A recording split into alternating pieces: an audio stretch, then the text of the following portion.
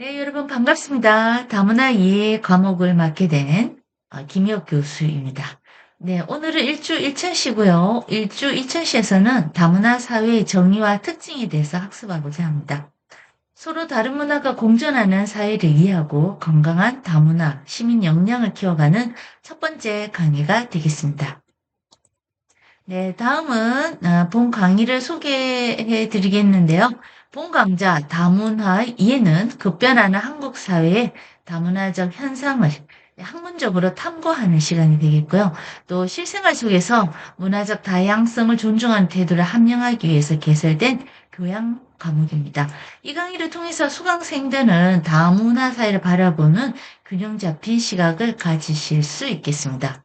다문화 사회를 이해하고자 하셔야 되는데요. 이 다문화 사회의 정의 및 주요 특징을 체계적으로 파악하면 전 세계적 흐름을 볼 수가 있고요. 그 속에서도 한국 사회 위치를 조망해 볼 수 있겠습니다. 자, 현장 인식인데요. 한국 사회에서 실제로 나타나고 있는 다문화적 현상을 구체적인 통계와 사례를 통해서 객관적으로 인식합니다. 시민 역량 강화입니다. 문화적 편견을 극복하고 다양성을 존중하는 건강한 다문화 시민으로서 역량을 강화합니다. 네, 다음은 저작권 및 유의사항인데요. 본 강의에서 제공되는 모든 강의 자료, 텍스트, 이미지, 영상, 도표 등 이런 것들은 다 저작권법의 보호를 받습니다. 그래서 수강하시는 여러분들께서 무단 배포 및 복제 금지 좀 부탁드리고요. 그리고 이게 연구 결과나 자료는 출처를 명시해야 되겠죠. 그리고 본 강의 자료는 학습 목적으로만 사용이 허용되기 때문에 상업적 목적의 활용은 금지됩니다. 그래서 강의 화면에 무단 녹화나 캡처, 배포 이런 것들은 금지됩니다. 특히 어때 초상권도 있겠죠. 제 모습, 음성, 얼굴, 글 이런 것들이 다 해당이 되겠습니다. 이 원활한 강의 진행과 상호 존중의 학습 환경을 위해서 또 좀 지켜주셔야 될 것은요. 강의 중에 다루는 이런 문화적 사례에 대해서 개방적이고 존중하는 태도를 유지해 주시면 감사하겠고요. 또 토론이나 과제 시 타문화 타인에 대한 비하 표현 이런 것들도 주의하셔야겠죠. 뭐 상식적인 일이죠. 학습 내용에 대한 질문도 강의 게시판을 이용하셔서 활용해 주시면 되겠고요. 학습 목적으로만 이 자료들을 활용하시면 도움이 되겠습니다. 네, 다음은 이번 차시의 학습 목표입니다. 예, 이번 1주 2차 시를 마친 후에는 수강생들이 다음에 학습 목표를 달성할 수 있어야 합니다. 그래서 각 목표는 지식, 이해, 분석, 이 세 가지 인지 수준으로 구성되어 있습니다. 그래서 knowledge, comprehension, analysis. 가끔 이렇게 영어로 좀 읽어드려도 괜찮으시겠죠? 예, 그래서 먼저 다문화 사회의 개념을 설명합니다. 그래서 다문화 사회의 학문적 정의와 사회적 의미를 정확히 이해하고 예, 이를 자신의 언어로 설명할 수 있어야 합니다. 그리고 OECD 기준 등 국제적 기준도 함께 파악해 보는 게 좋겠죠. 그리고 두 번째는 다문화주의의 가치와 유형 이해인데요. 이 다문화주의의 가벼운 또 이런 강경함, 시장, 유형 및 자유주의적, 조합적, 급진적 유형 이렇게 자, 여기서 아까 앞부분에 다문화주의의 가벼운 유형, 그러니까 강경한 어떤 유형, 시장 유형 이렇게 볼 수 있겠고요. 그 뒤에 말씀드린 자유주의적 유형, 조합적 유형, 급진적 유형 또 이렇게도 보내볼 수 있겠죠. 그래서 각각의 특성과 사회적 함의를 이해해 본다 하시면 되겠고요. 세 번째는 한국 사회의 다문화 현상 분석인데요. 한국 사회 다문화 진행 단계를 파악해보고 이주 동향, 사회적 인식, 갈등 요인 및 해결 방안 등을 비판적으로 분석할 수 있겠습니다. 네, 그렇게 어려운 내용은 없으시겠죠? 네, 다 상식적인 내용도 보시면 되겠습니다. 네, 그래서 이번 1주 1차시에서 배운 내용입니다. 예, 이제 이번 차시에서는 다문화 사회를 이해하기 위한 핵심 개념들을 단계적으로 차근차근 학습할 것인데요. 아래 네 가지 주제를 중심으로 강의가 진행이 됩니다. 예, 먼저 다문화 사회는 무엇인가? 그래서 정의, 개념, 국제 기준 및 사회적 배경 이런 것들을 보겠고요.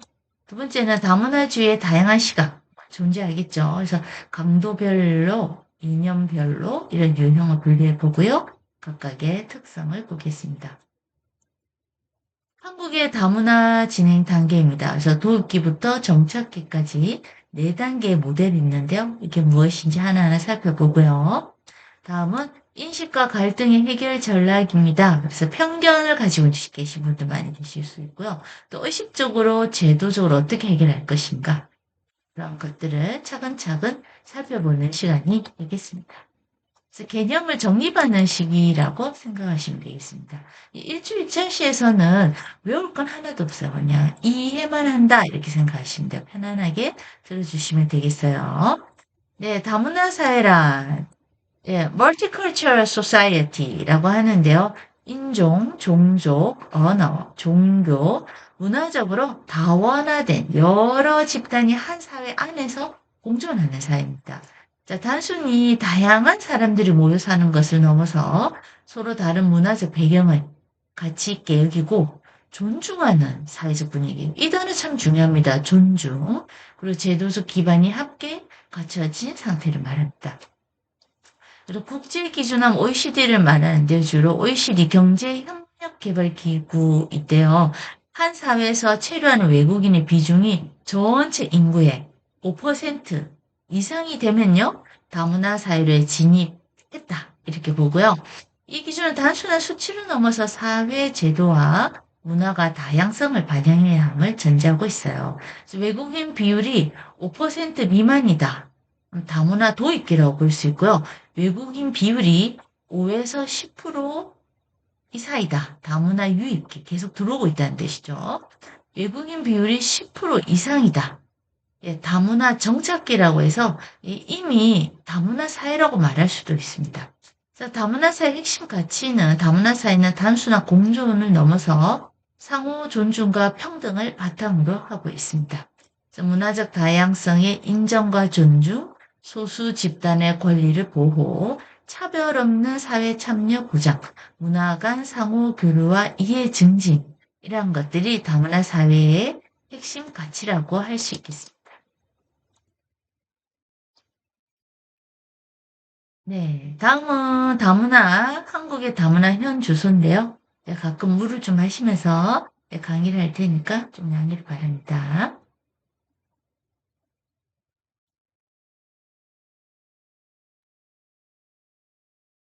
네, 통계로 보는 현황입니다. 2018년 기준으로 볼 때는 국내 체류 외국인이 약 229만 명, 네, 전체 인구의 약 4%에 달하죠.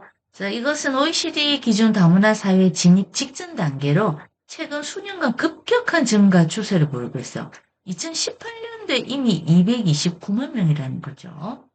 자, 그리고 2000년대 초 볼까요? 체류 외국인이 50만 명, 2010년대 연평균 10% 이상 증가 추세 있고요.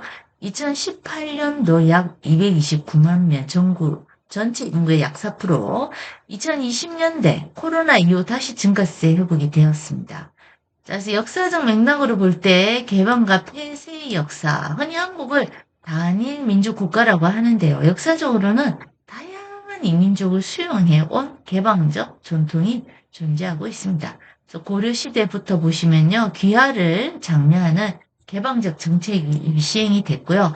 이때 여러분들이 이제 역사 공부하실 때 많이 들으셨던 여진족, 여진족도 뭐 머리를 좀 뭡니까 옆에 남자분들 보면 쫙 밀어서 끌어올려서 묶은 이런 형태를 갖고 있고요. 거란족, 아랍 상인도 이때 들어왔죠. 그래서 다양한 민족 사실은 허용을 했다고 할 수 있겠습니다.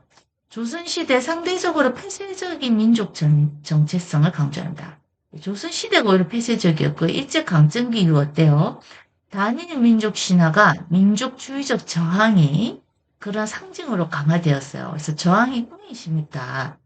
현재 세계화와 저출생 고령화로 인해 다시금 개방적 이민사회로 전환 진행 중입니다. 저출생 OECD 국가에서 1위라고 할 수 있겠죠. 고령화라는 말도 쓰지 않죠. 이제 초고령 사회 이미 진입했죠. 그래서 전체 인구의 22% 이상이 65세 이상으로 밝혀졌고요. 그리고 이미 어때요? 비생산 인구의 증가가 급속도로 이루어지고 있어요. 우리가 코로나 때 이 초고령이신 분들 사망이 많으셨어요. 65세 이상. 그래도 어때요? 그 뒤에 베이비붐 세대가 지금 초고령에 이제 진입을 하면서 어마어마한 이런 이제 노령 인구 증가가 있는 데다가 저출산이 OECD 국가 1위라고 말씀드렸죠? 일본이 저출산 가고 초고령 가는 것보다 한국이 훨씬 빠른 속도라는 것이죠. 세계 1위의 속도라고 해요. 자, 이제 한국은 단일 민족의 관념이 역사 속에 어느 정도 형성이 되어 있지만 묻혀버렸고요. 이제 다문화 사회로 진입했다. 이렇게 보시면 되겠습니다. 그래서 이런 과목이 생긴 거죠. 네, 그래서 다문화주의 이해 강도별, 세기별로 보시면 되겠죠. 그래서 다문화주의는 그 적용 범위와 강도에 따라서 크게 세 가지로 구분하는데 어떤 수준의 다문화주의를 지향하는 여기에 따라서 사회 정책과 제도도 그 방향이 달라진다고 할 수 있겠습니다. 그래서 가벼운 다문화주의, 영어로는 soft multiculturalism이라고 할 수 있는데요. 다양한 문화의 음식, 음악, 의상, 축제 등 문화적 산물을 소비하는 수준, 예, 이것을 다문화주의라고 합니다. 일상에서 쉽게 접할 수 있으나 깊은 사회적 변화를 수반하지는 않습니다. 예를 들어 한국의 다문화 음식 축제 이미 진행되고 있죠. 그리고 K-드라마 속에도 어때요? 외국 문화가 소개되고 있습니다. 강경 다문화주의인데요. Hard Multiculturalism이라고 할 수 있어요. 그래서 민족적 문화적 정체성 자체를 정치적 의제로 다루는 수준의 다문화주의입니다. 소수 집단의 언어권, 교육권, 참정권 등 구체적인 권리 보장을 요구하고 있고요. 사회 구조적 변화를 전제하고 있습니다. 그래서 예를 들어 캐나다의 공식 이중 언어 정책, 소수민족의회 할당제 이런 것들이 있죠. 우리는 지금 이 가벼운 다문화주의를 넘어섰다고 보시면 돼요. 대한민국은. 시장 다문화주의. 예, 이제 마켓 컬처, 멀티컬처리즘인데요. 기업의 이윤 창출을 목적으로 다문화적 요소를 활용하는 방식입니다. 그래서 다양한 소비자층을 겨냥한 마케팅, 글로벌, 인재 채용 이런 것들이 다 해당이 되고요. 진정한 문화적 존중보다는 사실 경제적 관점에서 접근하는 데 한계가 있는 것이 시장 다문화주의라고 할 수 있겠습니다. 네, 그래서 지금 우리가 강도별 강한 정도에서 이제 살펴보신 거라고 했습니다. 다문화주의의 세 가지 이념적 유형인데요. 이 이념적 지향에 따라서 다문화주의는 자유민주주의적, 자유주의적, 민주 빼야 되겠죠. 자유주의적, 조합적, 급진적 유형으로 구분이 됩니다. 각 유형은 개인과 국가, 소수문화 간의 관계를 다르게 설정하고 있습니다. 그래서 먼저 자유주의적 다문화주의, 공적 영역에서는 주류 문화를 따르되 사적 영역에서는 문화적 다양성을 인정합니다. 그래서 개인의 자유와 시민적 권리를 강조하고 이민자들이 공동체의 공통규범, 법 이런 것들을 준수하는 것을 전제로 하고요. 또 서구 자유민주주의 국가들이 주로 채택하는 방식이기도 합니다. 조합적 다문화주의인데요. 이 문화적 차이의 공존을 제도적으로 수용하는 방식이에요. 그래서 국가가 다양한 문화 집단의 특수한 필요를 인정을 하고 지원하는 정책을 펼칩니다. 예를 들어서 특정 종교 집단을 위한 학교 운영을 허가하고요. 전통 의복 착용을 허용합니다. 캐나다, 호주, 스웨덴 등이 그 대표 사례가 되겠고요. 급진적 다문화주의. 근본적인 사회 구조 변화와 모든 문화 집단이 어때요? 이런 권리평등 지향하는 것이죠. 그래서 기존의 주류 문화 중심적 사회 구조 자체를 해체해버려요. 그래서 재구성할 것을 요구하고요. 식민지 경험이 있는 국가나 역사적 불평등이 심각한 사회에서는 논의가 이게 활발합니다. 급진적 다문화주의는 보통 이게 우리나라에서 생각할 때는 이게 급진적인 원하지 않는 것 같아요. 오히려 조금 자유주의과 조합적이 조금 혼용되어 있는 형태라고 보시면 되겠습니다. 네, 다음은 다문화 사회의 진입 단계인데요. 네, 사역자들은 이 이주민의 비율과 사회적 통합 수준에 따라서 이 다문화 사회 발전을 네 단계로 구분하고 있어요. 그래서 각 단계마다 그 사회가 직면하는 어떤 과제나 요구, 또 대응이 다 달라집니다. 그래서 먼저 도입기입니다. 그래서 이주민 비율이 5% 미만, 이주민의 수가 적어서 사회적 갈등이 미약하고 잘 드러나지 않을 수 있겠죠. 그래서 다문화 문제가 주요 의제로 부각되지는 않는 시기예요. 그러나 어떻습니까? 이 단계에서부터는 선제적인 정책을 마련하는 것이 중요합니다. 자, 그리고 유입기입니다. 2단계. 이주민 비율이 5에서 10%. 이주민의 수가 가시적으로 증가하면서 언어, 교육, 복지 등 각종 사회 서비스에 대한 수요가 늘어납니다. 체계적인 법, 제도 정비가 유입기 때는 시급히 요구되고요. 3단계는 이제 갈등기입니다. 그래서 이주민의 수가 많아졌어요. 길을 가다 그냥 부딪히게 되는 시기죠. 그래서 제도적 기반이 미비해서 사회적 갈등이 표면화되는 시기. 이주민에 대한 혐오, 범죄, 문화 충돌, 자국민과의 경제적 갈등 등이 본격적으로 나타나고요. 이제 사고, 범죄율 이런 것도 증가되는 시기고요. 이제 정착기는 이러한 갈등기를 넘어서 평등이 제도화되고 또 다문화주의가 사회 전반에 뿌리는 단계입니다. 그래서 이 이주민이 사회 당당한 구성원에서 인정을 받죠. 그래서 문화적 다양성이 이제 발전해서 그날에 정착함으로써 자원으로 이 다문화에 소속되신 분들이 오히려 자원을 활용되기도 합니다.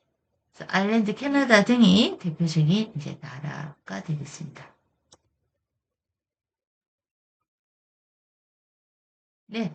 자, 그렇다면 우리 한국의 위치는 어떨까요? 그래서 한국은 현재 이 도입기에서 유입기로 넘어가는 과도기적 전환점이 있다라고 보실 수 있고요. 체류 외국인이 OECD 기준 5%에 빠르게 근접하고 있으며 이 시점에서 정책 선택이 향후 3단계 갈등 기로에 진입을 막는 핵심 변수가 되겠습니다. 2018년 기준에서는 체류 외국인이 약 4%, 증가 추세가 지속되고 있어서 5% 도달 임박했다고 되어 있죠. 지금 현재 시점에서는 지금 오히려 이 5% 도달을 이미 했다고 볼 수 있겠어요. 그래서 결혼 이주 여성도 꽤 있고요. 또 그 결혼 이주 여성과 한국 남성과의 사이에서 태어난 자녀들, 그리고 이미 그 자녀들과의 갈등이 이 한국 사회에서 문화가 되고 있기도 합니다. 그래서 다문화 가족 지원법 등 일부 법 제도 정비가 계속 들어가고 있고요. 그런 사회, 전반적인 사회 인식과 제도가 여전히 미흡하고 또 연령대가 많으신 분들, 뭐 이렇게 시니어분들은 좀 외국인에 대한 혐오가 어느 정도 있다고 이렇게 발표가 되고도 있어요. 그리고 이 외국인 여성들이 한국어가 서툴러가서 의사소통 미비로 갈등이 빚어지는 경우도 꽤 많습니다. 식당에는 이미 외국인들 종업원을 일을 상당히 많이 하고 있고요. 자, 선진국의 성공 모델에서 우리가 배울 필요가 있는데요. 이러한 갈등기를 거쳐서 정착기에 안착한 국가들의 사례를 우리가 연구해야겠고요. 그래서 한국이 보다 효율적으로 다문화 사회를 이해할 수 있는 방안을 모색해 보아야 합니다. 그래서 아일랜드의 경우에는 1990년대 급격한 이민자 증가가 이루어졌고요. 캐나다는 이미 1971년 세계 최초로 다문화주의 공식 정책을 채택해서 이중언어 정책을 쓰고 있고요. 스웨덴은 우리 복지국가로 알려져 있죠. 그래서 복지 기반의 다문화 통합 정책 이런 것들이 이미 생성이 되어서 사회 갈등이 최소화되고 있다. 우리나라 어떻게 해야 되느냐? 사회적 비용을 최소화하려면 일단 갈등 이전에 선제적으로 제도를 정비하는 것이 핵심이다. 이제 우리는 이미 이 5%를 넘어서서 유입기와 갈등이 사이에 있다고 또 무방하겠다. 이해하시면 되겠습니다. 그럼 현재 2026년이니까요. 지금 쿼터 제로 오히려 외국인들을 그 지자체별로 충분히 다 받을 수가 없어요. 네, 지금 한국이 잘 산다고 이미 뭐 소문이 나 있고요. 케이팝 때문에 더더욱 한국에 대한 이런 로망을 갖고 있어요. 지금 더 이상 이 쿼터 제로 더 이상 못 들어오게 이제 오히려 진입을 조금 막아야 할 정도의 위치에 있다고 보시면 되겠어요. 한국 이주 문제의 동향인데요. 한국 이주 현상은 압축적 근대화와 관련이 있고요. 이런 독특한 역사적 배경 속에서 매우 빠른 속도로 진행되고 있습니다. 그래서 서구 국가들이 수백 년에 걸쳐 이루어진 것이 한국은 수십 년 만에 초고속으로 이루어지고 있다고 보시면 되겠어요. 외국인 노동자 유입이 1990년대부터 본격적으로 시작되었고요.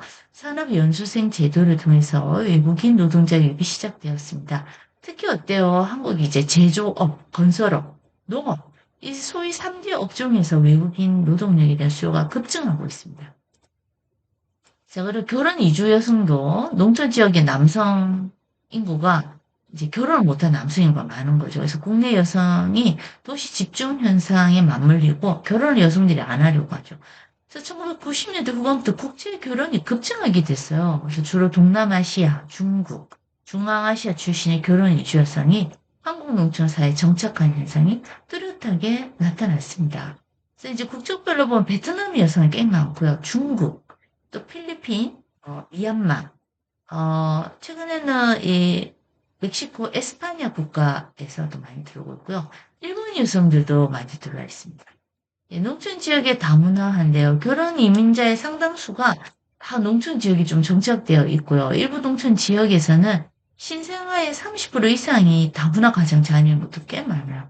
그래서 학교에는 아예 다문화 가정 자녀들 반이 별도로 신설된 반들도 많고요. 거기에 대한 다문화 교육 수요 굉장히 높아지고 있습니다.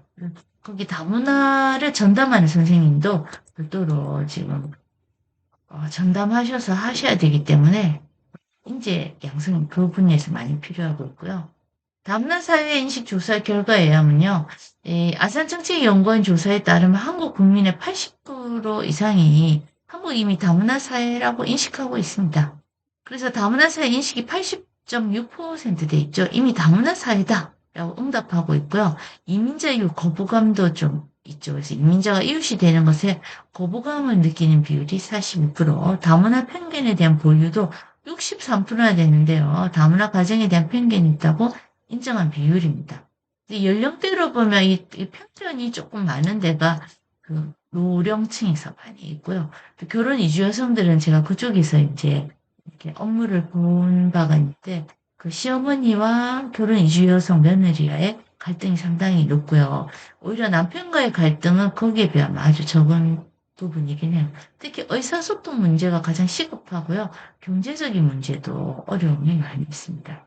인식과 태도의 괴리입니다. 그래서 조사 결과는 한국 사회가 다문화 현실을 인식하면서도 여전히 높은 수준의 편견을 유지하고 있음을 보여준다고 할 수 있겠습니다. 그래서 갈등의 원인과 해결 전략을 세워야 하는데요. 다문화 사회에서 발생하는 갈등은 피부색이나 외모 차이보다는 문화적 이해 부족, 그리고 제도적 공백. 그래서 이 다문화 사회에 계신 뭐 예를 들어 외국인 근로자 결혼 이주 여성을 예전에 이제 뭐 동화시켜버린다 이런 말을 썼는데 아주 위험해요. 그래서 상호 존중, 평등 이런 것들이 중요하고요. 그래서 주요 갈등 원인의 문화적 차이에 대한 이해 부족 및 일방적인 동아이고 따라해라. 우리나라였으면 뭐 로마에서 로마법을 따르라 이런 말을 하는 건 상당히 무리한 얘기죠. 이주민에 대한 경제적, 사회적 자원 배분 이런 갈등, 언어 장벽 이게 좀 심각하고요. 또 주류 집단의 우월 의식이 있어요. 그래서 소수 집단을 자꾸 소외시키고 차별하고 배제하는 거죠. 미디어의 부정적 이주민 이미지 재생산 이런 것도 한몫한다고 할 수 있겠습니다. 네. 나머지는 이제 우리가 의식적 차원의 해결 방안을 요구하고요. 제도적 차원의 해결 방안도 병행이 되어야 되겠다 보시면 되겠습니다. 네, 제가 문제를 5문제 내놨는데요. 여기 보시면은 자, 문제 1번 보실까요? 다문화 사회로의 변화 배경으로 적절하지 않는 것. 네, 지금 우리가 다문화 사회에 있다고 할 경우 단일 민족주의 강화가 안 되죠. 다양한 문화를 주류 문화에 동화시키는 관점. 이렇게 우리 문화로 들어와. 우리 문화를 따라해야 해. 이렇게 말한다는 건 용광로 이론 다 들어와. 다 태워버리는 거죠. 다문화 사회의 긍정적 측면으로 가장 거리가 먼 것. 사회적 결속력 강화. 이거 강조하면 안 되죠. 상호 존중. 문화의 다양성을 존중하고 증진하고 이해하는 것이죠. 문제 4번 외국인을 혐오하거나 기피하는 현상은 무엇이라고 합니까? 이런 걸 우리가 제노포비아라고 하고요. 문제 5번 다문화 사회 갈등 해결을 위한 개인적 노력으로 적절하지 않은 것은 주류 문화만 강조한다. 그래서 이 외국인들을 그 소외시키는 게 있죠. 우리 주류 문화 따라라. 여기 이게 중요하다. 여기 왔으면 여기 법을 따라서 생활해라. 맞춰라. 이렇게 말한다는 건 상당히 상호 존중과 거리가 먼 것이라고 보시면 되겠습니다. 자, 우리는 이제 이런 걸 배우고 있기 때문에 여러분들 마인드도 좀 새로 미처 따라가지 못한 마인드가 있다면 재정립이 필요하시겠습니다. 그래서 학습 정리 들어가 볼까요? 다문화사회 우리 다양화는 전 지구적 흐름이다. 예, 지구촌. 예. 이주민은 우리 사회의 당당한 구성원이다. 공존의 가치를 실천하는 것이 핵심 역량이다. 함께 잘 살아가야 되겠죠? 피할 수 없는 운명 공동체입니다. 네. 다음은 참고문의 학습 자료 있고요. 다음 1주 2차시에서는요. 한국 사회의 다문화적 변화 과정을 살펴보도록 하겠습니다. 이제 연도별로 또는 역사적, 현재에서 미래까지 또 함께 살펴보시겠고요. 네, 그리고 이제 우리가 공존에 향한 첫걸음, 오늘 첫 강의를 마치게 되는데요. 함께 배운 내용을 마음에 좀 새겨보셔야겠어요. 그래서 지식을 넘어선 여정. 다문화 이해는 단순히 지식을 습득하는 과정이 아니고요. 그것은 타인의 삶과 배경을 이해하고 나 자신을 확장해가는 여정이다. 이렇게. 그래서 우리가 알고 있는 세상의 경계를 넓히고 다양성 속에서 공통된 인간의 가치를 발견하자. 이런 거 중요하겠고요. 우리 모두가 주인공입니다. 그래서 편견 없는 사회를 만드는 주인공은 바로 우리 자신, 나 자신입니다. 정책과 제도도 중요하지만 결국 변화는 한 사람 한 사람의 인식과 태도에서 시작되죠. 그래서 이 강의가 여러분의 다문화적 감수성을 키우는 작은 씨앗이 되기를 바랍니다. 들으셔서 감사합니다. 좋은 하루 되세요.